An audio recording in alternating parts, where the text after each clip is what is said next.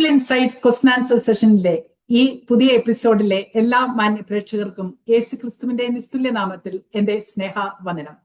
തിരുവെഴുത്തുകളെ സ്നേഹിക്കുകയും വായിക്കുകയും പഠിക്കുകയും പ്രമാണിക്കുകയും ചെയ്യുന്ന ദൈവമക്കളുടെ മനസ്സിൽ സ്വാഭാവികമായി ഉണ്ടാകുന്ന സംശയങ്ങൾക്കും ചോദ്യങ്ങൾക്കും വേദപുസ്തക അടിസ്ഥാനത്തിൽ നിന്ന് ഒട്ടും വ്യതിചലിക്കാതെ വിശേഷിച്ചും തിരുവെഴുത്തുകൾ എഴുതപ്പെട്ട അതേ ഭാഷയിൽ തന്നെ അതിന്റെ ഉത്തരം കണ്ടെത്തി പ്രേക്ഷകരിലേക്ക് എത്തിക്കുക എന്നുള്ളതാണ് ഈ ക്വസ്റ്റൻ ആൻസർ സെഷനിൽ കൂടി ഞങ്ങൾ ഉദ്ദേശിക്കുന്നത്.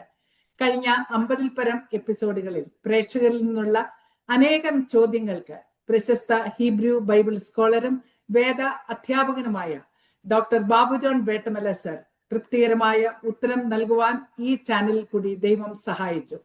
ഇന്നും പ്രേക്ഷകരിൽ നിന്നുള്ള ചോദ്യങ്ങൾക്ക് ഉത്തരം പറയുവാൻ മാന്യ കത്രിദാസൻ നമ്മോടൊപ്പമുണ്ട്.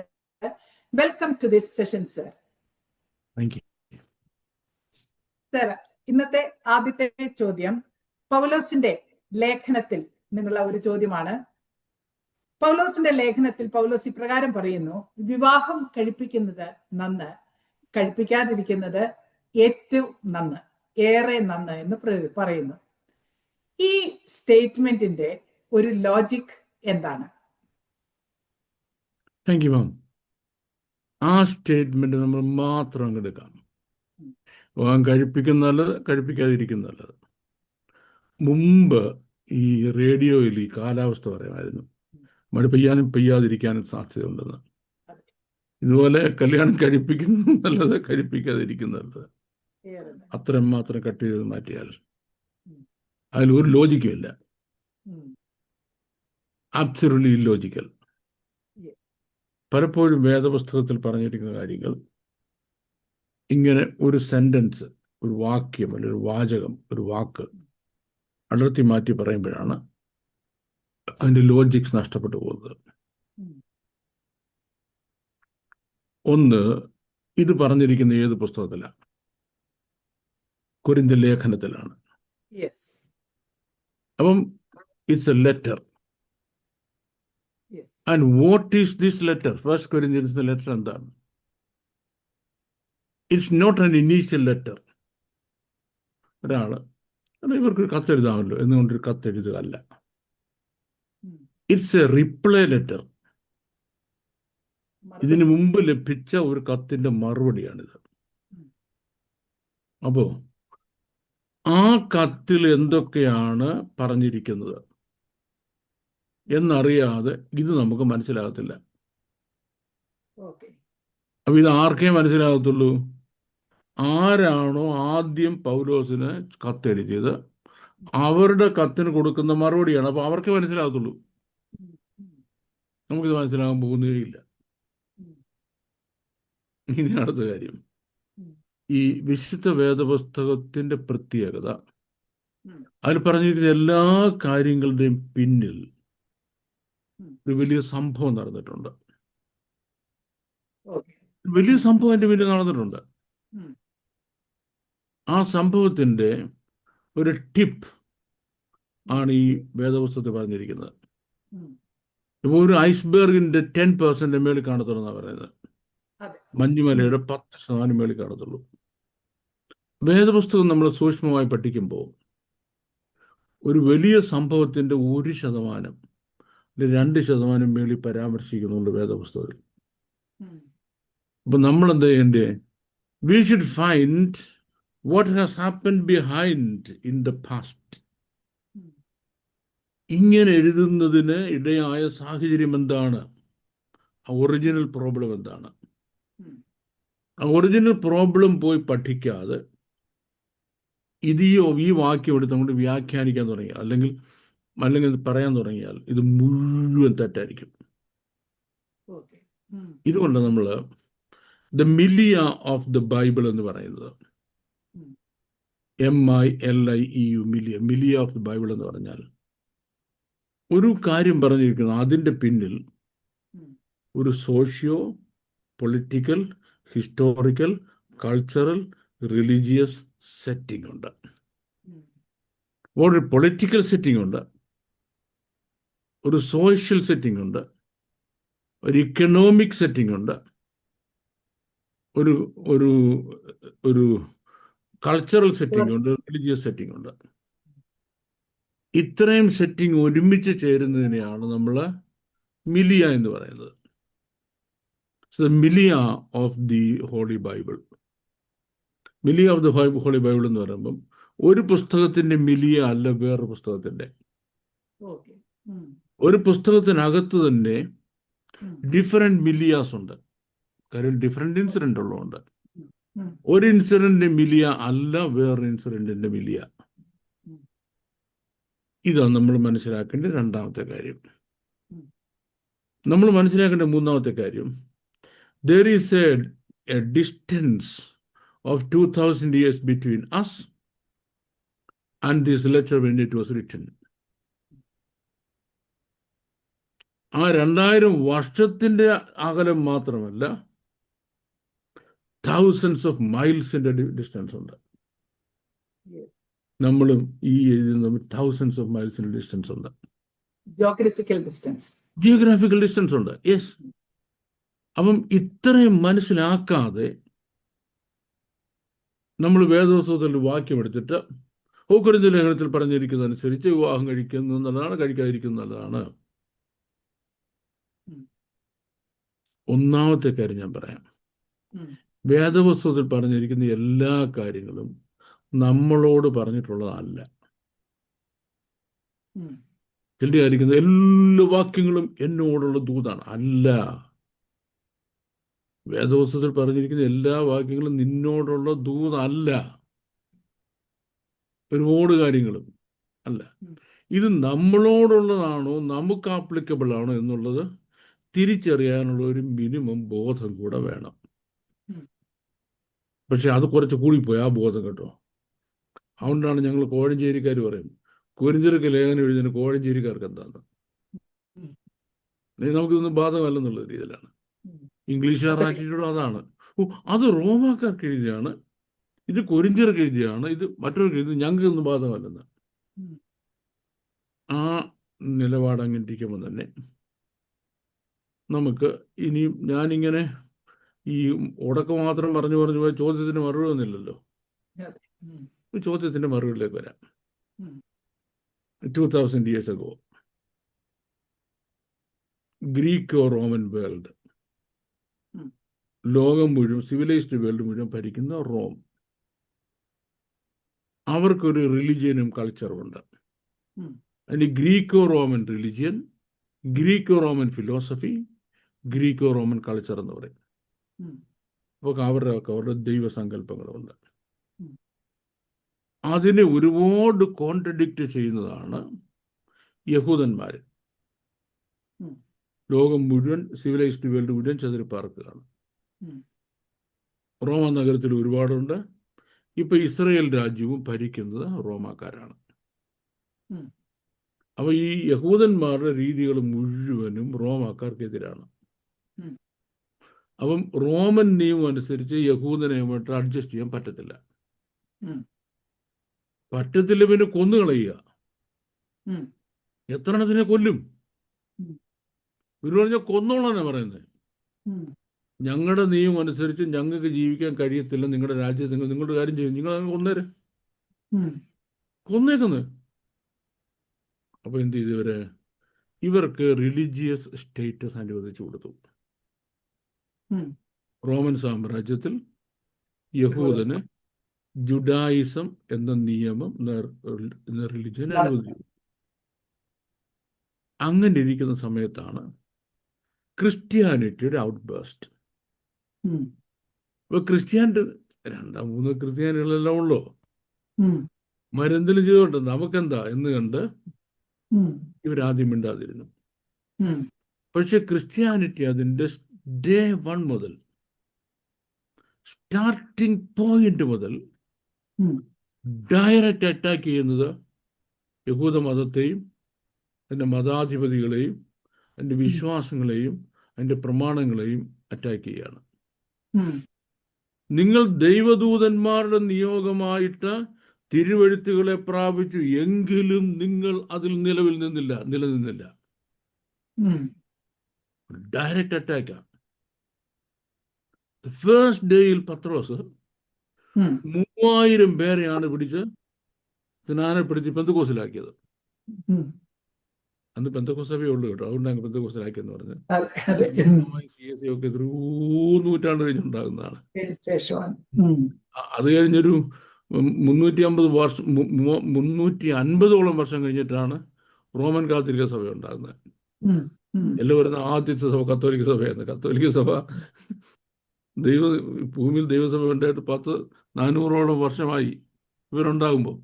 ഉം, അവരെ പറ്റി പറയാനല്ല നമ്മൾ പറഞ്ഞത്. അപ്പോൾ ക്രിസ്ത്യാനിറ്റി ഉം, ഇതൊരു ഡയറക്റ്റ് അറ്റാക്കാണ് യഹൂദന്മാരെ ഉം, എന്ന് പറയുമ്പം യഹൂദന്മാരുടെ എല്ലാ ആചാരങ്ങളെയും നള്ളിഫൈ ചെയ്യുക. ഉം, ശബത്ത് വേണ്ട, ഉം, യാഗങ്ങൾ വേണ്ട, ബലികൾ വേണ്ട, ഉത്സവം വേണ്ട, ആചാരം വേണ്ട, ഒന്നും വേണ്ട. ഉം, അതായത് യഹൂദമതത്തെ കംപ്ലീറ്റ് അങ്ങ് അടച്ചു വെക്കുക. ഉം, ഇവെല്ലാം ക്രിസ്തുവേശുവിലൂടെ ഉള്ളൂ. ഉം, അപ്പോൾ പുതിയ റിലിജിയൻ നിലവിൽ വന്നു. ഉം. ലോകത്തിൻ്റെ ഇപ്പോൾ പുതിയ റിലിജിയൻ നിലവിൽ വന്നു. അപ്പോൾ ഈ റിലിജിയൻ ഡയറക്റ്റ് അറ്റാക്ക് ചെയ്യുന്നത് യഹൂദന്മാരെയും ഉം. ഇൻഡയറക്റ്റ് അറ്റാക്ക് ചെയ്യുന്നത് റോമൻ സാമ്രാജ്യത്തിൻ്റെ നിലനിൽപ്പിനെയുമാണ്. ഉം. എന്താണ് റോമൻ സാമ്രാജ്യത്തിൻ്റെ നിലനിൽപ്പിനെ അറ്റാക്ക് എന്നറിയാമോ? ഉം. ഒന്ന്, ഇവർ പീസ്ഫുള്ളാണ്, ഉം. അടിമർക്ക് ഒന്നും ഉണ്ടാക്കാൻ പോകുന്നില്ല, ഉം. സമാധാനക്കാരാണ്. പക്ഷെ ഇവരുടെ സമാധാനം റോമിന് പ്രോബ്ലമാണ്. ഉം. എങ്ങനെയാ? ഒന്ന്, ഇത് നിങ്ങൾ കള്ളു കുടിക്കത്തില്ല. ഉം. ഈ കള്ളെന്ന് പറഞ്ഞാൽ റോമ സാമ്രാജ്യത്തിന്റെ പ്രധാന വരുമാനമാണ്. ബിസിനസ്സാണ്. ഉം. രണ്ട്, ഈ പ്രോസ്റ്റിറ്റ്യൂഷൻ ലീഗലൈസ് ചെയ്തിരിക്കുന്ന, വ്യഭിചാരം ലീഗലൈസ് ചെയ്തിരിക്കുന്ന സമൂഹമാണ്. ഉം. ഓരോ പ്രോസ്റ്റിറ്റ്യൂട്ടും ഇത്ര രൂപ അടയ്ക്കണം, ഓരോ വ്യഭിചാരിനും ഇത്ര രൂപ അടയ്ക്കണം റോമൻ ഗവൺമെന്റിന്. ഉം. അതവരുടെ വരുമാനമാണ്, ഉം. പ്രധാന ഇൻകമാണ്. ഉം. ലോകത്തിന്റെ എല്ലാ ഭാഗങ്ങളിൽ നിന്നും കൊള്ളാവുന്ന പെൺപിള്ളേരെ പിടിച്ച് റോമൻ കോളനികൾ കൊണ്ടുവന്ന് ഇവരിങ്ങനെ കന്നാലി വിൽക്കുന്നതിലേക്ക് ഈ ഒരു പണിക്ക് വേണ്ടി. അപ്പോൾ ഈ ക്രിസ്ത്യാനികളോ അതിനും പോകത്തില്ല. ഉം. അടുത്തതാണ് വിഗ്രഹാരാധനയും വിഗ്രഹ വിൽപ്പനയും. ഉം. വിഗ്രഹങ്ങൾ ഉണ്ടാക്കി വിൽക്കുന്നത് ഭയങ്കര ലാഭമാണ്. അതിൻ്റെ ഹ്യൂജ് ടാക്സ് ആണ് റോമന് കിട്ടുന്നത്. ഗവൺമെന്റ്. ഉം. ഇനിയും റോമൻ രീതികളുണ്ട്, റോമൻ ഉത്സവങ്ങളുണ്ട്. ഉം. ഇതിനൊന്നും ക്രിസ്ത്യാനികളില്ല. ഉം.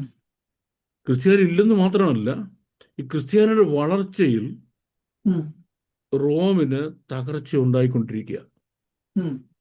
പക്ഷെ ഇവർ ഏതെങ്കിലും രീതിയിൽ നിയമലംഘനം നടത്തുന്നില്ലല്ലോ, ഇവരെ പിടിച്ച ഇടിക്കാനായിട്ട് ഉം.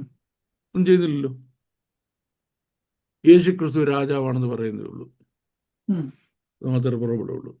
ഉം. അപ്പോൾ യഹൂദന്മാരും റോമാക്കാരും ധാരണ ഉണ്ടാക്കി. ആ ധാരണ അടിസ്ഥാനത്തിൽ റോമൻ ഗവൺമെന്റ് അംഗീകരിച്ചിട്ടില്ലാത്ത ഒരു മതങ്ങൾക്കും റോമ സാമ്രാജ്യത്തിൽ നിലനിൽപ്പ് പാടില്ല. ഉം. അപ്പോൾ എന്തുകൊണ്ട് പാടില്ല? ഉം. നമ്മൾ ഇച്ചിരി കോംപ്ലിക്കേറ്റഡ് ടോപ്പിക്സാണ്. ഓക്കെ. ഉം. ഉം. ആൾക്കാർ ഇപ്പൊ തന്നെ ഓഫ് ചെയ്തിട്ട് പോകാൻ സാധ്യതയുണ്ട്. ചില സഹിഷ്ണുതയോടെ ഇരിക്കുന്നവർക്ക് ഇത് പിടികിട്ടുന്നുള്ളൂ. പൂർത്തി കാണാൻ. ഓക്കെ. ഉം. ഇച്ചിരി കോംപ്ലിക്കേറ്റഡാ. ഉം. ഒന്നാമത്തെ കാര്യം എന്ന് പറയുന്നത്, റോമൻ സാമ്രാജ്യം വിലക്കിയിരിക്കുന്നതാണ് കാനിബലിസം, ഉം. മനുഷ്യന്റെ മാംസം തിന്നുക എന്നുള്ളത്. രണ്ട്, റോമൻ സാമ്രാജ്യത്തിന് ഒരു രാജാവേ ഉള്ളൂ, കൈസർ. വേറെ ഒരു രാജാവും അവിടെ അനുവദനീയമല്ല. ഉം. അപ്പൊ ഈ യഹൂദന്മാര് വളരെ ടാക്ട്ഫുള്ളായിട്ട് ഉം. ക്രിസ്തീയ വിശ്വാസത്തെ വളച്ചൊടിച്ച് ഉം. റോമൻ ഭരണാധികാരികളെ ഏൽപ്പിച്ചു. ഉം.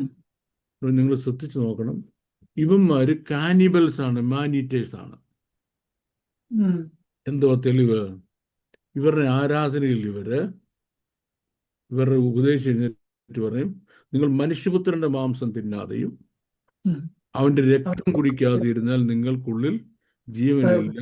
എൻ്റെ മാംസം സാക്ഷാൽ ഭക്ഷണവും എൻ്റെ രക്തം സാക്ഷാൽ പാനീയമാകുന്നു. എന്നെ തിന്നുന്നവൻ എൻ മൂലം ജീവിക്കും. വാട്ട്? ഉം. അപ്പൊ ഇവരെന്താ പ്രചരിപ്പിക്കുന്നത്? അതായത് മനുഷ്യമാംസം. കാനിബലിസമാണ് അല്ലേ? ഉം. 2, ആരാണ് ഇവരുടെ രാജാവ്? ഉം. യേശുവാണ് ഇവരുടെ രാജാവ്. ഉം. എവിടാ? ഇവിടെ ഇല്ല. ഉം. പിന്നെ ഇത് ആരാ ഞാൻ വിളിക്കുന്നത്? വേഗം വരുമെന്ന് പറഞ്ഞിട്ടുണ്ട്. ഉം. വേഗം ഓക്കെ, വരുമെന്ന് പറഞ്ഞിട്ടുണ്ട്. ഇതുപോലെ വീണ്ടും വരും. ഞാൻ വേഗം വരുമെന്ന് പറഞ്ഞിട്ടുണ്ട്. ഉം. അത് ശരി. അപ്പൊ യേശു രാജാവായി ഇങ്ങോട്ട് വരികയും ഉം. റോമൻ സാമ്രാജ്യത്തിന് യേശുവിനെ പറ്റി കിട്ടിയ അറിവെന്ന് പറഞ്ഞു വെച്ചാൽ ഞെട്ടിക്കുന്നതാ. കാരണം ഒരു വാക്കുകൊണ്ട് കാറ്റിനെയും കടലിനെയും അമർച്ച ചെയ്യും. ഉം. 5 അപ്പവും 2 മീനും കിട്ടിയ നാട്ടുകാർ മുഴുവൻ തീറ്റിക്കും. ഉം. ഏത് രോഗികളെ സൗഖ്യമാക്കും. ഉം. അങ്ങനെ ഒരു രാജാവുണ്ടെങ്കിൽ പിന്നെ ആരെങ്കിലും കൈസറിന്റെ പുറകെ പോകുമോ? അതെ. ഉം. അപ്പൊ നമ്മുടെ സാമ്രാജ്യം തീർന്നില്ലയോ? അതെ. അപ്പോൾ റോമാക്കാർക്ക് മനസ്സിലായി ഇവരെ തീർച്ചയായിട്ടും അമർച്ച ചെയ്തേ പറ്റത്തുള്ളൂ. ഉം. ഉം. ഡെഫിനറ്റായിട്ട് ഇവരെ അമർച്ച ചെയ്തേ പറ്റത്തുള്ളൂ. അങ്ങനെ യെരുശലേമിൽ തുടങ്ങി ക്രിസ്ത്യാനിറ്റി വ്യാപിക്കുന്നിടത്തെല്ലാം തീവ്രമായ പീഡനം ജനം ഏറ്റെടുത്തുകൊണ്ടിരിക്കുക. ഉം. അതിക്രൂരമായ രീതിയിലാണ് ക്രിസ്ത്യാനികളെ കൊല്ലുന്നത്. ഉം. ചുമ്മാ കണ്ടിച്ച് അങ്ങ് കൊല്ലുക. ഉം. ഇത് നടന്നുകൊണ്ടിരിക്കുന്ന ഒരു നടുക്കാണ് ഉം. ഈ പൗലോസ് എന്ന് പറയുന്ന മനുഷ്യൻ ഉം. മിഷണറി യാത്ര ആരംഭിക്കുന്നത്. ഉം. 1-ാം മിഷണറി യാത്രയിൽ വെസ്റ്റേൺ ടർക്കി മുഴുവനായിട്ട് ക്രിസ്ത്യനൈസ് ചെയ്ത് കളഞ്ഞു. ഉം. വെസ്റ്റേൺ ടർക്കി, ഗലാത്തിലെ സഭ ഉൾപ്പെടുന്നത്. സഭ. ഉം. അപ്പൊ ക്രിസ്ത്യനൈസ് ചെയ്ത് കഴിഞ്ഞപ്പോൾ നഷ്ടമാർക്കാ? റോമ സാമ്രാജ്യത്തിന്. ഉം. കൊല്ലാൻ തുടങ്ങി. അത് കഴിഞ്ഞ് 2-ാം മിഷണറി യാത്ര ആരംഭിക്കുന്നത് എവിടെ? ഈ പിന്നെ മിഷണറി യാത്രയുടെ ആദ്യം ഇദ്ദേഹം വരുന്നത് ഫിലിപ്പിയിലാണ്. ഉം. ഫിലിപ്പിയിൽ വന്നിട്ട് ഇയാളെ ഇവിടെ ജയിലിലിട്ടു. ഉം. അടി കൊടുത്ത ജയിലിലിരുന്ന് ഉം. ഇയാൾ രാത്രി 2 പാട്ട് പാടി. ഉം. 2 പാട്ട് പാടിയതല്ല, കാരാഗ്രഹത്തിന്റെ അടിസ്ഥാനം ഇളകി. ഇളകി. ഉം. എന്റെ കർത്താവേ, അവസാനം പറഞ്ഞ് എങ്ങനെങ്കിലും നീ ഇവിടുന്ന് പോണം. ഉം. പുള്ളി അങ്ങനെ പോകാനൊക്കത്തില്ല. നിങ്ങൾ എന്നെ പരസ്യമായിട്ട് അടുപ്പിച്ചാണ് ഇതിനകത്ത് കൊണ്ടുവന്നത്. ഉം. നിങ്ങൾ തന്നെ പരസ്യമായിട്ട് എന്നെ ഇവിടുന്ന് കൊണ്ടുപോകണമെന്ന് പറഞ്ഞു. ഉം. ഫിലിപ്പി ഇളകി അല്ലേ? സുശക്തമായ റോമൻ കോളനിയാണ്. ഉം. അവിടെ നിന്ന് ഇദ്ദേഹം 100 മൈൽ യാത്ര ചെയ്ത് തെസ്സലോനിക്ക എന്ന ഫ്രീ ടൗണിലെത്തി. ഉം. തെസ്സലോനിക്ക എന്ന് പറയുന്നത് ഇത് അലക്സാണ്ടറുടെ സ്റ്റെപ്പ് സിസ്റ്ററായ തെസ്സലോനി എന്ന് പറയുന്ന പെണ്ണിന്റെ ഓർമ്മയ്ക്ക് വേണ്ടി അലക്സാണ്ടറിന്റെ കമാൻഡറായിരുന്ന കസാൻഡർ പണിത മനോഹരമായ പട്ടണമാണ്. അവിടെ ഹൈ സൊസൈറ്റി ആൾക്കാരുള്ളൂ, റിച്ചസ്റ്റ് ആയ ആളുകളെ ഉള്ളൂ, ഭയങ്കര എഡ്യൂക്കേറ്റഡാ. അവിടെ ചെന്നിട്ട് ഇയാൾ സഭമാണത്. ആര്? ഈ പൗലോസ് സഭമാണത്. എന്താ പറ്റി? സഭാചരിത്രത്തിൽ ഏറ്റവും വലിയ പെർസിക്യൂഷൻ അനുഭവിച്ച സഭയാണ് തെസ്സലോനിക്ക സഭ. ഇവിടുന്ന് ഈ പുള്ളി ഓടിച്ചു. അവിടുന്ന് പുള്ളി നേരെ വരുന്നത് ഈ ബെറിയയിലാണ്. ബെറിയയിലെത്തിയെന്ന് അറിഞ്ഞപ്പോഴത്തേക്ക് യഹൂദന്മാർ അവിടെ ചെന്ന് ഓടിച്ചു. അവിടുന്ന് പേടിച്ച് ഓടിപ്പോയെന്നറിയാമോ? മാർസിലെത്തി. മാർസിൽ എന്ന് പറയുന്നത് ഈ പിന്നെ ഇതിൻ്റെ ആഥൻസിൻ്റെ മെയിൻ പോയിന്റാണ്. അവിടെ അവിടെ ഒരു വലിയ ലെക്ചർ കോർണറുണ്ട്. ഇത് അവിടെ എത്തി. അവിടെ എത്തിയിട്ട് എന്ത് ചെയ്തു? ഈ ഉയർത്തെഴുന്നേൽപ്പെന്ന വിഷയം അങ്ങ് പ്രസംഗിച്ചു. ചേടാ, അവർ വിചാരിച്ചതുപോലെ മനുഷ്യൻ കൊണ്ട് തീർന്നു, ഇനി അവനെ കൊണ്ട് ഉപദ്രവമില്ലെന്ന്. കൊണ്ടിടുമ്പോഴേ ഈ പാപിയെ കൊണ്ട് ഉപദ്രവം തീർന്നല്ലോ എന്നല്ല കൊണ്ട് കുടിച്ചിരുന്നത്. അരിയെ ബജറ്റിക്കാൻ നിന്നൊരു ഒറ്റ പ്രസംഗം പ്രസംഗിച്ചപ്പോഴത്തേക്ക് അവരും വിരണ്ടുപോയി. പൊക്കു പിന്നെ കാണാൻ വരാൻ വിളിക്കാൻ പറഞ്ഞു. അവിടെ നിന്ന് ഇദ്ദേഹം നടന്ന് ഒരു വരമ്പേ കൂടി ഇങ്ങനെ നടന്ന് നേരെ താഴെ ഞാൻ ഇതൊന്നും എൻ്റെ കയ്യിലില്ല ഇപ്പോൾ എടുത്ത് കാണിക്കാനായിട്ട്. മാപ്പ്. അല്ലെ തന്നെ ഞാൻ ആൾക്കാർക്ക് എൻ്റെ പരാതി ഞാൻ ഒരുപാട് മാപ്പ് കാണിക്കുന്നത്, അതുകൊണ്ട് അവർ മാപ്പ് തരാത്തത്. കൊരിന്തിലെത്തി. കൊരിന്ത് എന്ന് പറഞ്ഞാൽ ഒന്ന് ഏറ്റവും വലിയ വ്യാപാര നഗരമാണ്.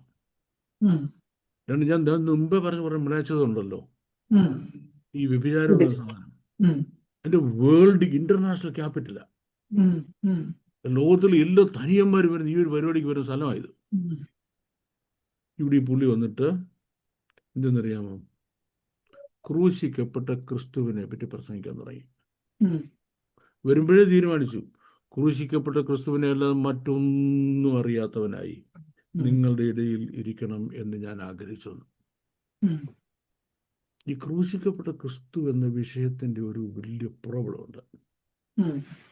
അത് അവതരിപ്പിച്ചാൽ ലോകത്തിൽ ഒരു മനുഷ്യനും അതിനെ അവഗണിക്കാൻ കഴിയത്തില്ല. നമ്മുടെ ക്രിസ്ത്യാനിറ്റി കേരളത്തിലോ ഇന്ത്യയിലോ ഒക്കെ തകരുന്നതിന്റെ കാരണം നമ്മൾ ഒരുപാട് ഫിലോസഫികൾ പ്രസംഗിക്കുക.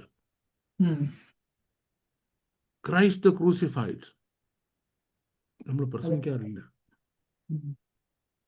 ഈ ക്രൂശിക്കപ്പെട്ട ക്രിസ്തു എന്ന വിഷയം പ്രസംഗിച്ചു കഴിഞ്ഞാൽ സ്റ്റക്കായിപ്പോവും, ആൾക്കാർ സ്റ്റക്കായിപ്പോവും, അനങ്ങാൻ പറ്റത്തില്ല.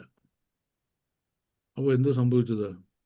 കൊരിന്തിൽ മാസ് കൺവേർഷൻ നടന്നു. Mass conversion. അപ്പോൾ ഈ മാസ് കൺവേർഷൻ നടക്കുന്നതിന് മുമ്പുള്ള കൊരിന്ത്യൻ പശ്ചാത്തലം, ഇതാണ് മിലിയ ഓഫ് കൊരിന്ത് എന്ന് പറയുന്നത്.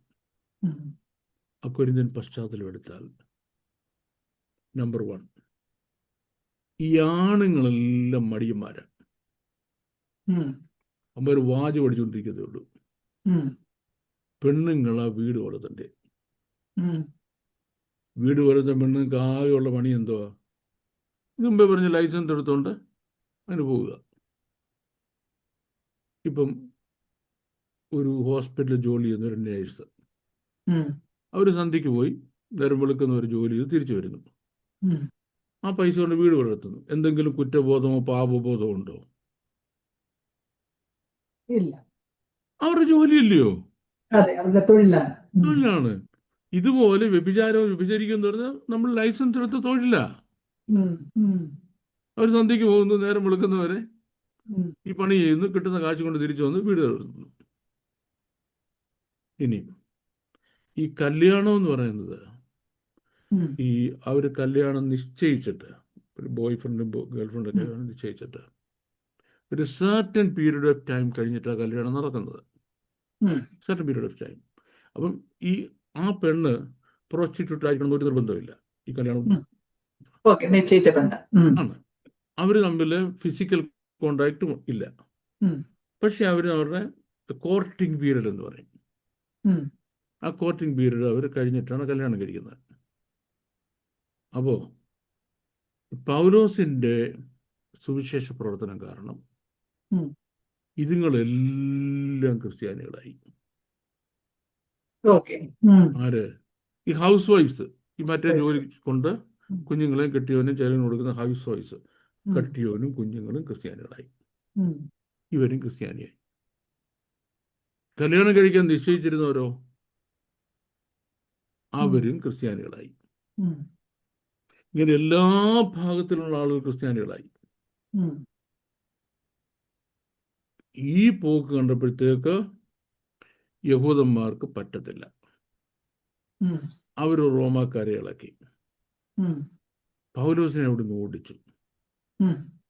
പൗലോസ് അവിടുന്ന് ഓടി എഫെസോസിൽ പോവുകയാണ്.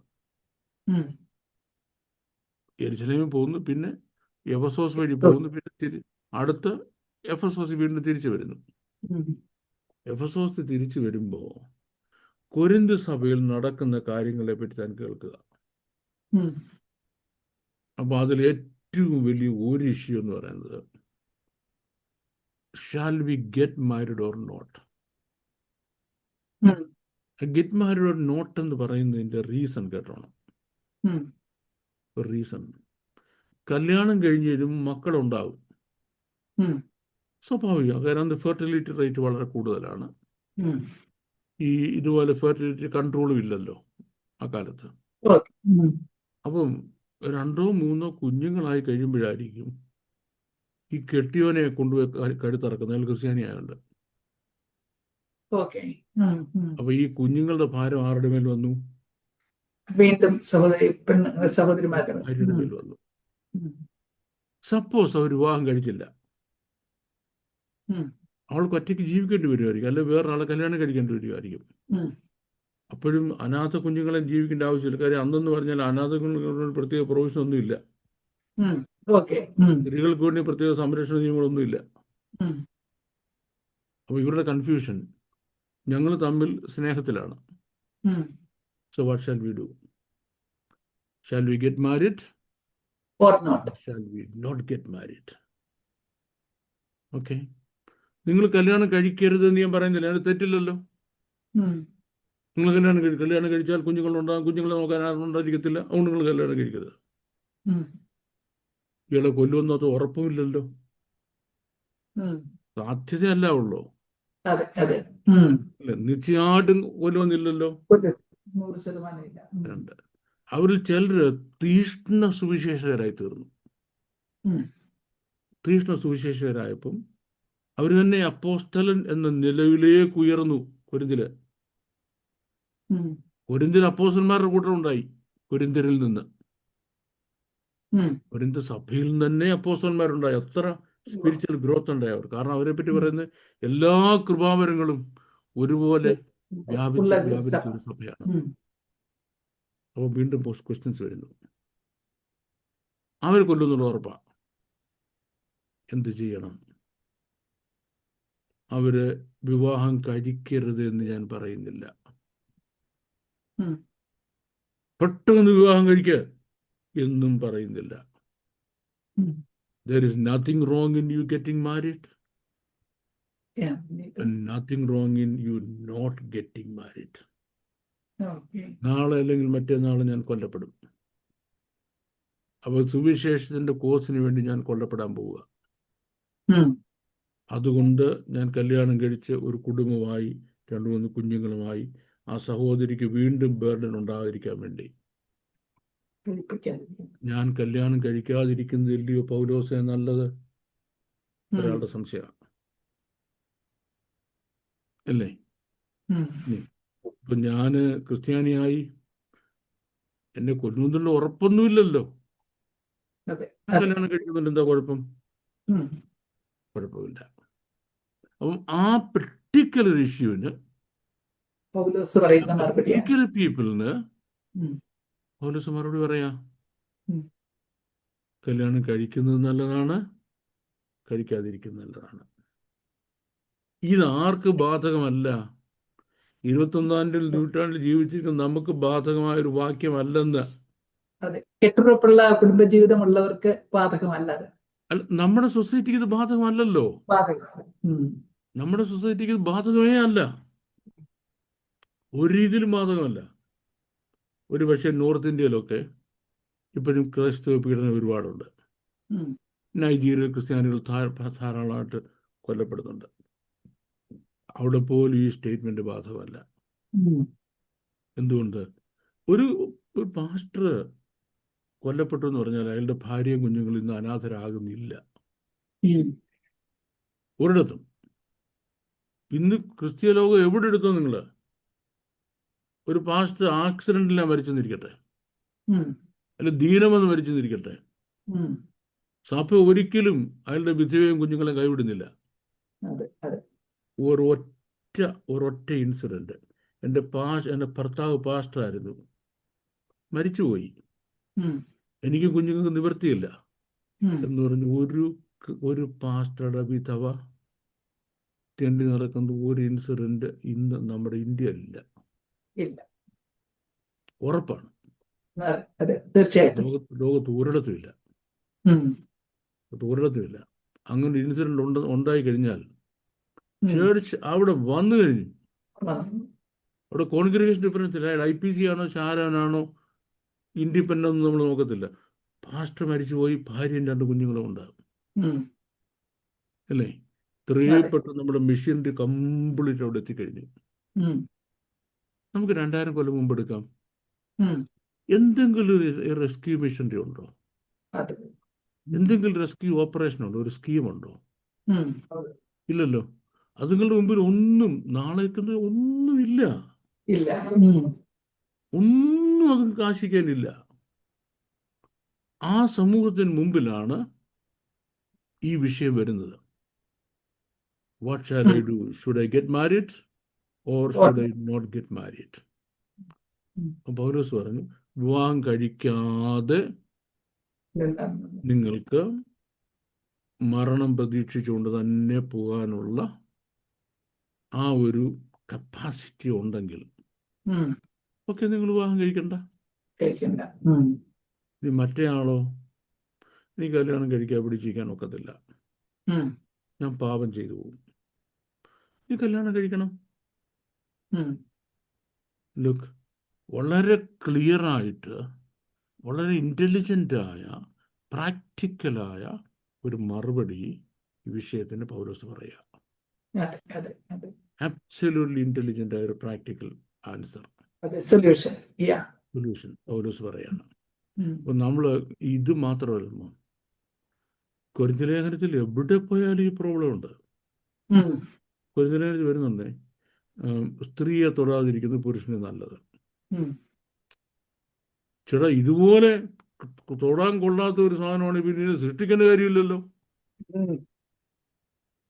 ഉണ്ടോ? അത് പൗലോസിന്റെ അഭിപ്രായമല്ല, വേദപുസ്തകത്തിൻ്റെയോ ദൈവത്തിൻ്റെയോ അഭിപ്രായമല്ല. കാരണം ദൈവം തന്റെ സാദൃശ്യം സൃഷ്ടിച്ചതാണ് സ്ത്രീ എന്ന് പറയുന്നത്. അത് തൊടാതിരിക്കാനുള്ള അശുദ്ധ വസ്തുവല്ല.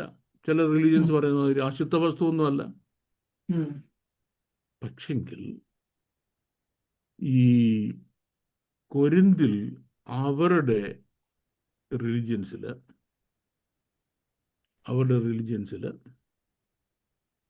ചില പ്രോബ്ലംസ് ഉണ്ടായിരുന്നു. അതിൽ ചിലരെന്ന് പറയുമ്പോൾ അസറ്റിക് ലൈഫിലേക്ക് ചിലരങ്ങ് തിരിഞ്ഞു. അസറ്റിസിസം എന്ന് പറഞ്ഞാൽ, വിശുദ്ധൻ എന്ന് പറഞ്ഞാൽ കല്യാണം കഴിക്കാത്തവനാ.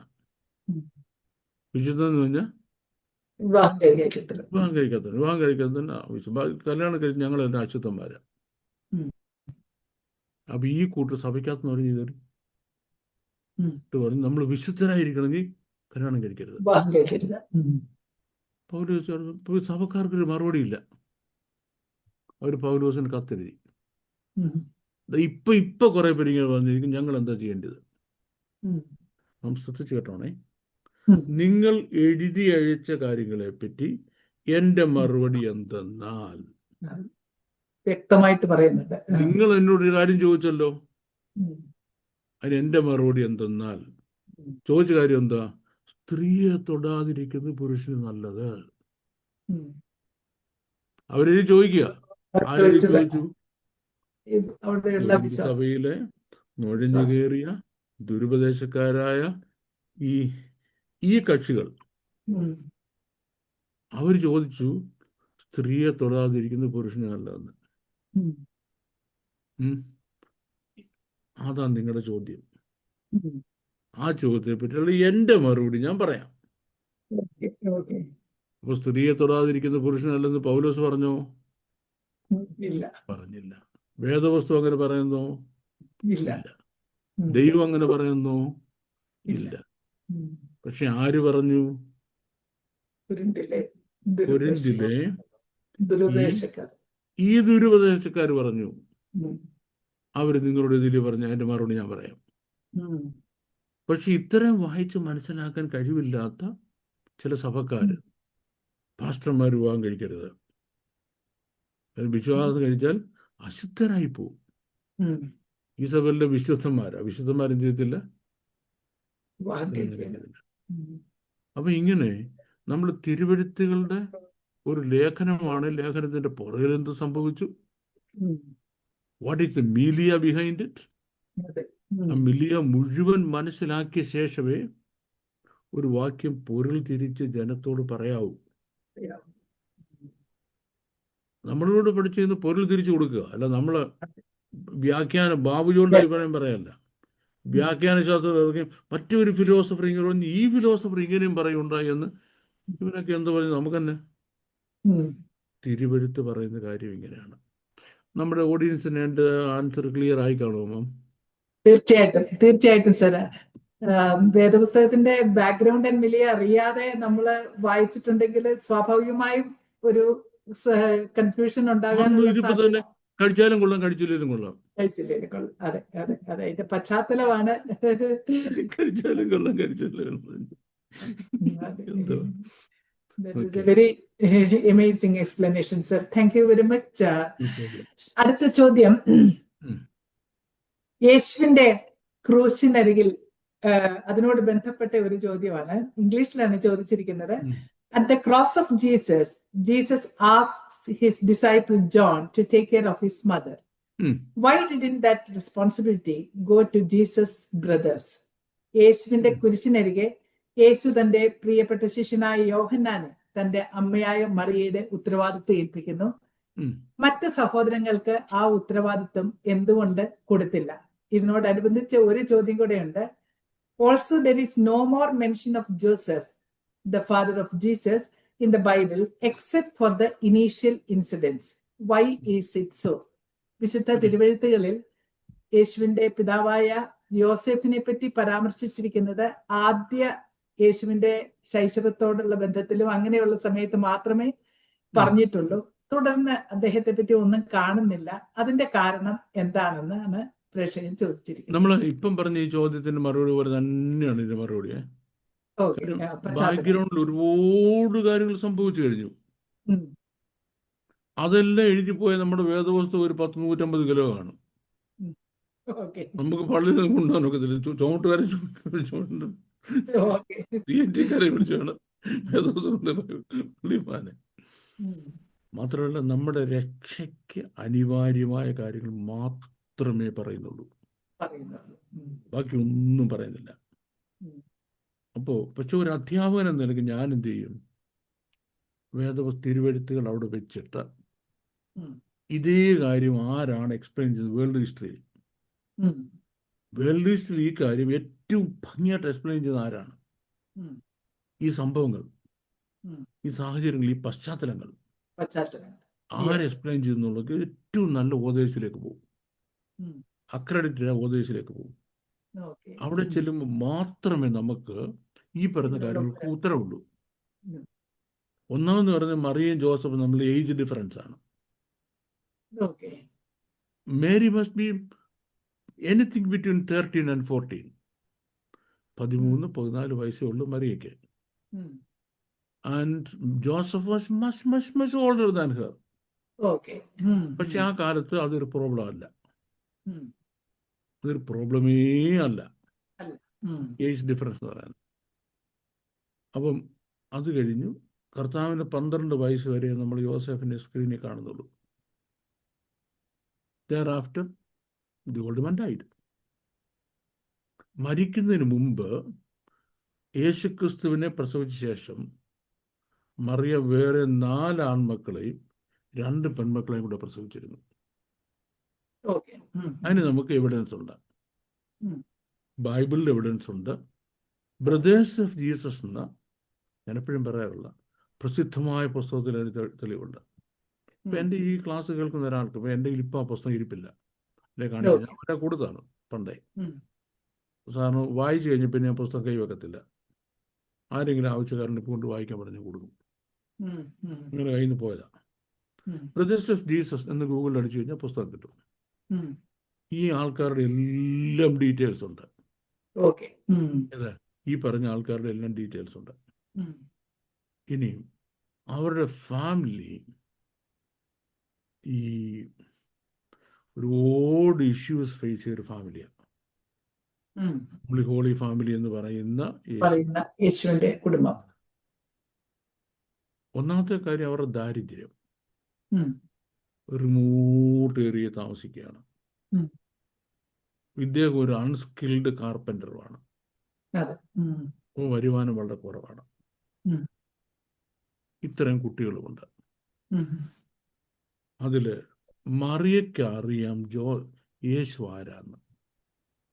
ഉം, ദൈവപുത്രനാണെന്ന് 100% അറിയാം. ഉം, പക്ഷെങ്കിൽ ഇദ്ദേഹത്തിൻ്റെ ബിഹേവിയർ മുഴുവൻ കോൺട്രഡിക്ടറി ആണ്. ഉം. ആരുടെ ബിഹേവിയറിനെക്കാട്ടിൽ? സഹോദരന്മാരുടെ ബിഹേവിയറിനെക്കാട്ടില്ല. അതെ, ഇയാൾ വ്യത്യസ്തമായിരുന്നു. എന്തുകൊണ്ട് ഇങ്ങനെ പെരുമാറുന്ന അവർക്ക് ഒരിക്കലും മനസ്സിലാകുന്നില്ല. ഉം, എന്ന് പറഞ്ഞാൽ തനിക്കറിയാം താൻ 30 വയസ്സാകുമ്പോൾ സുവിശേഷം പ്രസംഗിക്കാൻ പോവാം. ഉം. ഈ സുവിശേഷം എന്ന് പറയുന്നത് പ്രസംഗിക്കാനുള്ളതല്ല, ജീവിക്കാനുള്ളതാണ്. ഉം. ഓക്കെ, സുവിശേഷം എന്ന് പ്രസംഗിക്കാനുള്ളതല്ല, അതെ, ജീവിക്കാനുള്ള. ജീവിക്കാനുള്ളതാണ്. നിന്നെ പോലെ നിന്റെ അയൽക്കാരനെ സ്നേഹിക്കുന്ന ഞാൻ പറയാനുള്ളതല്ല, കാണിച്ചു കൊടുക്കണം. അയൽക്കാരനെ സ്നേഹിക്കാനുള്ളതാണ്. ഒരു നാഴിക ഒരാൾ നടക്കാൻ പറഞ്ഞാൽ 2 കാര്യം നടക്കണം. ഉം, അത് പറയാനുള്ളതല്ല, ഉം, നടക്കാനുള്ളതാണ്. അപ്പോൾ യേശുക്രിസ്തു 12 വയസ്സ് മുതൽ 30 വയസ്സ് വരെ ഉം, നന്മ ചെയ്തുകൊണ്ട് ഉം. നാട്ടിൽ ജീവിച്ചു വന്ന. ജീവിച്ചു. ഉം, ഒന്ന്, കഠിനാധ്വാനം ചെയ്ത് അമ്മയ്ക്കും സഹോദരങ്ങൾക്കും ഭക്ഷണത്തിലുള്ള കാര്യം കൊടുക്കും. ഉം, അത് ഈ നാട്ടുകാർക്ക് നന്മ ചെയ്യാൻ പോവാ. ഉം, മനസ്സിലായേ? ഉം. ഒരമ്മച്ചി ഇങ്ങനെ വരച്ചിരിക്കുക, എന്നാ അമ്മച്ചി മക്കള് റേഷൻ കടയിൽ വരെ പോവാൻ നടക്കാൻ വയ്യടാ. അമ്മച്ചിയെ പിടിച്ചുകൊണ്ട് റേഷൻ കടയിൽ പോയി, ഒരു നാഴി നടന്നു. അപ്പോൾ 10 കിലോ അരി കിട്ടി. ഇനി അമ്മച്ചിക്ക് അരി കൊണ്ട് നടക്കാൻ പറ്റുമോ? ഈ അരി അമ്മച്ചിയെ കൊണ്ട് തിരിച്ച് പറ്റിക്കൊണ്ടുപോയി. ഒരു നാഴി നടക്കാനേ അമ്മച്ചി പറഞ്ഞുള്ളൂ. 2 നാഴികയായി. 2 നാഴിക പോയി, ഇല്ലേ? അപ്പോൾ താണ്ട് ഒരപ്പച്ചൻ തണുത്തോണ്ടിരിക്കുകയാണ്. കുഞ്ഞേ മക്കള് തണുപ്പാണ്. എന്തോ ചെയ്തു? തൻ്റെ മേത്ത് കിടന്ന് പൊതുപ്പെടുത്ത് ഈ അപ്പച്ചന് കൊടുത്തു. വസ്ത്രം കൊടുത്തു. അപ്പം ഗിരിപ്രഭാഷണിൽ താൻ പ്രസംഗിച്ചത് മുഴുവനും പ്രായോഗികമാക്കി. വയസ്സുകൊണ്ട് വർഷം കൊണ്ട് ജീവിച്ചു തീർത്തു. ഉം, For 18 years he lived a life ഉം, spotless, acceptable before the Lord. ഉം. 30-ാമത്തെ വയസ്സിൽ സ്നാനപ്പെടാൻ വരുന്നുടനെ ഇവൻ എൻ്റെ പ്രിയപുത്രൻ, ഇവനിൽ ഞാൻ പ്രസാദിച്ചെന്ന് പറയാൻ കാരണം അത് എത്ര നാൾ സുവിശേഷം പ്രസംഗിച്ചോ? രോഗികളെ സൗഖ്യമാക്കിയോ? ഭൂതശാന്തി വരുത്തിയോ? അത്ഭുതം ചെയ്തോ? ഒന്നുമില്ല. ഇതിനേക്കാൾ എല്ലാം പിതാവിന് പ്രസാദം ഏതാണ്? ഉം. പിതാവിന് ഹിതപ്രകാരം ഒരു ജീവിതം നയിക്കുന്നുള്ളതാണ്. ഇത് കാണുമ്പോൾ അനിയന്മാർ പറഞ്ഞു, ഇവന് കിറുക്ക, ഉം. ഇവന് കിറുക്ക. അങ്ങനെ ഇരുന്നപ്പോഴെന്തേ കാനായിലെ കല്യാണത്തിന് വെള്ളം വീഞ്ഞാക്കിയപ്പം ഇവനൊക്കെ ചെയ്യുന്നുണ്ട്. ഉം. അത് കഴിഞ്ഞ് യെരുശലേമിൽ വന്ന് യെരുശലേം ദേവനെ അടിച്ച് ശുദ്ധീകരിച്ചു. ഉം. ഇത് കേട്ടപ്പോഴേക്കടാ കൊള്ളാമല്ലോ. though it is smartness, there is a method in it എന്ന് ഷേക്സ്പിയർ ഹാംലെറ്റിൽ ഒരു കിറുക്കനെ പറ്റി പറയുന്നുണ്ട്. ഉം. though it is smartness, there is a method in it. നമ്മുടെ ചേട്ടന് കിറുക്കാണെങ്കിൽ ഇത് പറയുന്നത്. എന്തോ ഒരു അതെ. ഉം. അത് കഴിഞ്ഞ് ഗലീലിൽ വന്ന അത്ഭുതങ്ങളും പ്രസംഗങ്ങളും തുടങ്ങിയപ്പം ഏറ്റവും ഭ്രമിച്ചു പോയത് ഇദ്ദേഹത്തിൻ്റെ അനിയന്മാരാണ്. ഉം. നാം ശ്രദ്ധിച്ചോണം, യേശുക്രിസ്തുവിൻ്റെ 12 ശിഷ്യന്മാരിൽ 5 പേരും കസിൻസാണ്. ഉം. കർത്താവിൻ്റെ കസിൻസ് അതിൽ 5 പേരും. ഓക്കെ. ആ, ആ. പക്ഷെ ഓൺ ബ്രദേഴ്സ് 4 പേരിൽ ആരുമില്ല. ഉം. ഉം. ഓൺ ബ്രദേഴ്സിൽ 4 പേരിൽ ആരുമില്ല. ഉം. അവര് കർത്താവിൻ്റെ സ്കിസോഫീനിയാണ്, കിറുക്കാന്ന് ഇട്ടു. നാട്ടുകാർ പറഞ്ഞു, ഇവൻ കിറുക്കനാ, ഉം. ഇവൻ കിറുക്കനാ. അവരെഴുതി തള്ളി. ഉം. പക്ഷെ മറിയയ്ക്ക് അറിയാം ഇവൻ ദൈവത്തന്നാണെന്ന്. ഉം. അപ്പം മറിയയ്ക്ക് മകനോട് ഭയങ്കര അറ്റാച്ച്മെന്റാണ്. ഉം. മക്കളുടെ കാര്യം കേട്ടോണം. ഉം. 2ാമത്തെ അനിയനാണ് യാക്കോബ്. ഉം. 2ാമത്തെ അനിയനാണ് യാക്കോബ് എന്ന് പറഞ്ഞാൽ, ഈ യാക്കോബിനെ പറ്റി പറയുന്നത് ഒട്ടകത്തിൻ്റെ മുട്ടുള്ള മനുഷ്യനെന്നാണ്. വാക്കിന്റെ അർത്ഥമാണ്. അല്ലല്ല, യാക്കോബിനെ ആൾക്കാർ പറയുന്നത്. ഓക്കെ. ഓ, നേച്ചർ. ദീർഘ മണിക്കൂർ മുട്ടയിൽ നിന്ന് പ്രാർത്ഥിച്ച് ഉം. ഒട്ടകത്തിൻ്റെ മുട്ടുപോലെ തഴമ്പായി പോയി. ഉം. ഈ യാക്കോബിൻ്റെ വേറൊരു പേര് യാക്കോബ് ജെയിംസ് ദ വൈസ് മാൻ എന്നാ. ഉം. ഏത് പ്രശ്നവും ഇന്റലക്ച്വലായിട്ട് സോൾവ് ചെയ്യുന്ന ആളാണ്. ഉം. ജ്ഞാനിയാണ്. ഞാൻ പക്ഷെ ഭയങ്കര അക്സെപ്റ്റുള്ള മനുഷ്യനാണ്. യേശുകാരുടെ പുറത്തിന് നടക്കാൻ ഒക്കുകയില്ല. ഉം. യേശുവിനെ ഇവർ വഴിയെ പിടിച്ച് വലിച്ചുകൊണ്ട് കൊല്ലാനായിട്ട് ഇനി ഇവനെ കൊല്ലുമെന്ന് പറഞ്ഞു. ഒറ്റ പ്രസംഗമാണ്. ഉം. പള്ളിയിൽ നിന്ന് വലിച്ചിറക്കി കോളനെ പിടിച്ച് വലിച്ചുകൊണ്ട് പോവുക. ഉം. അപ്പം നാട്ടുകാർക്ക് ഈ അമ്മയ്ക്കും സഹോദരന്മാർക്കുള്ള മാനക്കേടൊന്ന് ആലോചിച്ച് നോക്കിയേ. കൊണ്ടുപോയി ഒരു മരമണ്ട കിട്ടി ഇവന് ഇന്ന് ഇവിടെ തൊള്ളിക്കൊല്ലുമെന്ന്.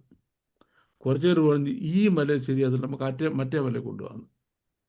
തർക്കം പൂത്ത കർത്താവ് നിങ്ങൾ ആദ്യം അത് പരിഹരിക്കുക, ഏത് മലയും തള്ളണമെന്ന്. എന്നിട്ട് പറഞ്ഞാൽ ഞാൻ വരുന്ന കർത്താവ് അവിടെ നിന്ന് പോവുകയും ചെയ്തു. വീട്ടിൽ വന്നപ്പം ഭയങ്കര വഴക്ക്. വീട്ടിൽ നീ കാരണം ഇവിടെ ജീവിക്കാൻ വയ്യാതായി. അന്ന് ഇവർ താമസിക്കുന്നത് നസറേത്തിലാണ്. അവസാനം കർത്താവ് അമ്മയ്ക്കും അപ്പോഴത്തേക്ക് ഈ സഹോദരിമാരുടെ കല്യാണം കഴിച്ചു. സഹോദരന്മാരിൽ 3 പേരുടെ കല്യാണം നടന്നു. യാക്കോബ് കല്യാണം കഴിയുന്നില്ല. എന്നിട്ട് അമ്മയ്ക്ക് ഇവർക്ക് വേണ്ടി ഒരു വീട് വേറെ വാടകയ്ക്ക് കൊടുത്തു. എടുത്തുകൊണ്ട് താൻ അവിടെ നിന്ന് വിട്ടു. കൊച്ചു ബാഗിനകത്ത് 1-2 തുണിയൊക്കെ എല്ലാം ഉള്ളു. അതുകൊണ്ട് നേരെ വന്ന് കഫർന്നൂമിൽ വന്നിട്ട് പത്രോസിന്റെ വീട്ടിന്റെ ഒരു മുറി വാടകയ്ക്ക് എടുത്തു. ഞാനിത് പറഞ്ഞ ആൾക്കാരേക്ക് ഇയാൾ ഇരുന്ന് ബെഡായി അടിക്കുകയാണെന്ന്. ഇന്ന് കഫർന്നൂം സന്ദർശിച്ചാൽ കർത്താവ് താമസിച്ച വീടിന്റെ ഫ്രണ്ടിൽ താമസക്കാരന്റെ വീട് പേരെഴുതിയിട്ടുണ്ട്. 2000 years ago. പത്രോസിന്റെ വീട് കർത്താവ് ഒരു റൂം ഉപയോഗിച്ചിരുന്നു. അതെല്ലാം അവിടെ എഴുതി വെച്ചിട്ടുണ്ട്. Set come back.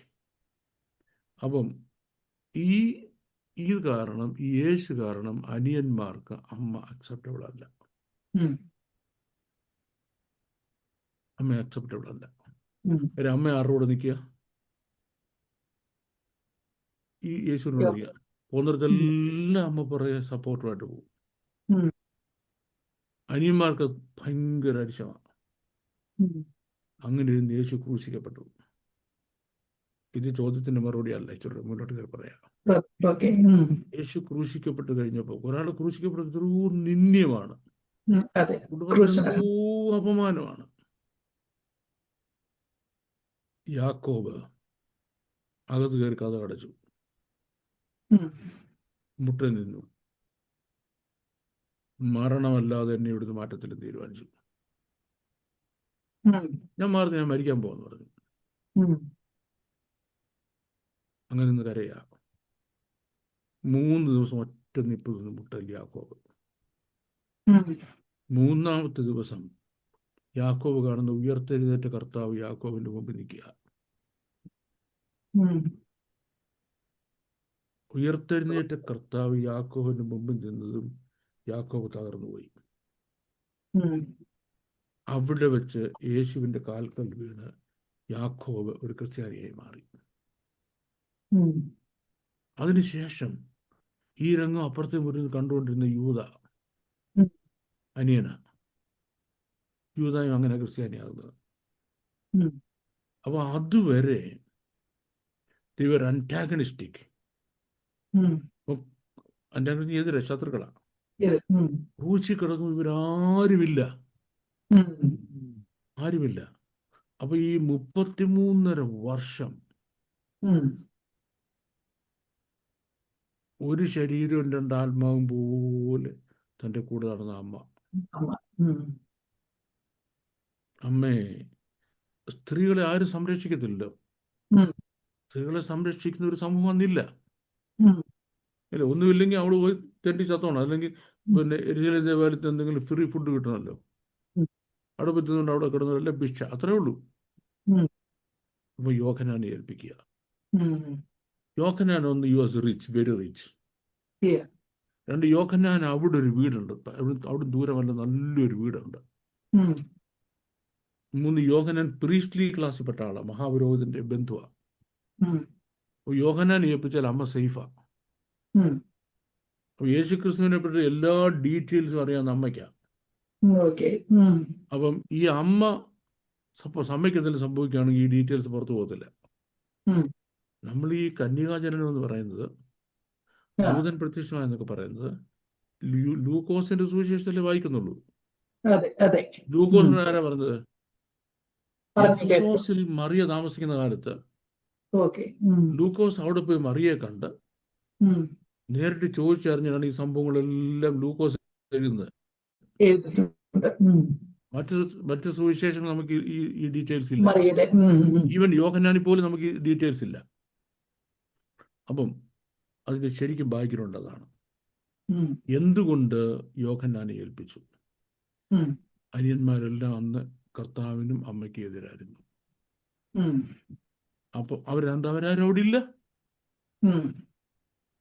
അമ്മയെ അനാഥയായിട്ട് നോക്കാൻ ആളില്ലാതെ വിട്ടിട്ട് പോകാൻ കർത്താവിന് പറ്റത്തുമില്ല. അതായത് ആ പറഞ്ഞ സമയം തന്നെ അമ്മയെ താൻ കൈക്കൊണ്ടു എന്നുള്ള തെളിവിനായി ക്രൂശിൽ കിടക്കുന്ന കർത്താവിന്റെ മുന്നേ വെച്ച് തന്നെ യോഹന്നാൻ മറിയെ കൂട്ടിക്കൊണ്ട് തന്റെ വീട്ടിൽ കൊണ്ടാക്കുകയാണ്. That is the whole story behind it. Okay. യോഹന്നാനും യേശുവിന്റെ റിലേഷൻ ആണല്ലോ, കസിൻ ആണല്ലോ അല്ലേ? കസിനാ. മറിയയുടെ സഹോദരി പുത്രൻ. മറിയയുടെ കസിനായിരുന്നു യോഹന്നാന്റെ അമ്മ. യേശു സെക്കൻഡ് കസിനാണ്. ഫസ്റ്റ് കസിൻ അല്ല. ഓക്കെ. ഈ ചോദ്യത്തിന്റെ വേറൊരു ഭാഗം കൂടെ ആൻസർ ചെയ്യാനുണ്ട്. യോസെഫിനെ പറ്റി മരിച്ചുപോയെന്ന് പറഞ്ഞല്ലോ. മരിച്ചുപോയത്. ഓക്കെ. അതുകൊണ്ടാണ് പിന്നീട് ഏജ് ഡിഫറൻസ് ഉണ്ട്. ഓക്കെ. ഈ സെഷൻ ഇവിടെ പൂർത്തീകരിക്കുകയാണ്. തുടർന്നുള്ള സെഷനുകളിൽ ബാബു സർ നിങ്ങളുടെ സംശയങ്ങൾക്കും ചോദ്യങ്ങൾക്കും മറുപടി പറയുന്നതായിരിക്കും. നിങ്ങൾക്കുള്ള സംശയങ്ങൾ സ്ക്രീനിൽ കാണുന്ന നമ്പറിൽ ടെക്സ്റ്റ് മെസ്സേജ് ആയിട്ടോ വോയിസ് മെസ്സേജ് ആയിട്ടോ അറിയിക്കാവുന്നതാണ്. ഈ സെഷൻ നിങ്ങൾക്ക് അനുഗ്രഹമായി നിങ്ങൾ കരുതുന്നു.